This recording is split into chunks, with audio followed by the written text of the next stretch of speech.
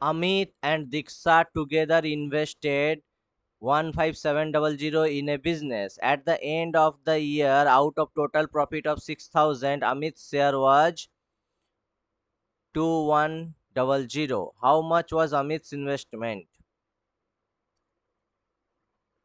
বলেছে অমিত আর দীক্ষা 15,700 ইনভেস্ট করে, বছরের শেষে 6000 প্রফিটের মধ্যে অমিত শেয়ার পায় 2100 টাকা। তাহলে অমিতের ইনভেস্টমেন্ট কত? দেখো, শেয়ার যখন বলে দিয়েছে দুজনের মিলে 6000-এর মধ্যে একজনের বলে দিয়েছে 2100, তাহলে আরেকজনের কত হবে? 6000 মাইনাস 2100, 39, 3900। তাহলে এই দুটো রেশিও বের করতে হবে, 3 7 3 দিয়ে 13। তাহলে বলেছে অমিতের ইনভেস্টমেন্ট কত? এই যে রেশিও প্রফিটের বের করা হলো, এটাই তোমার ইনভেস্টমেন্টের ডিভাইড করতে হবে। কিভাবে ডিভাইড করব? অমিত করছে 7 বাই যোগ করে 20 ইন্টু 15700। এবার কাটাকাটি করতে হবে।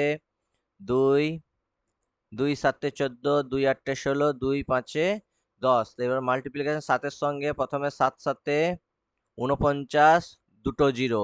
তারপর 8-এর সঙ্গে 7 8 56, একটা শূন্য, 7 5 35, যোগ করলে 5, 6 3 9, 9 5 14, 4, 4 1 5, 5495, 5495 হচ্ছে অ্যান্সার। ঠিক আছে, বোঝা গেল?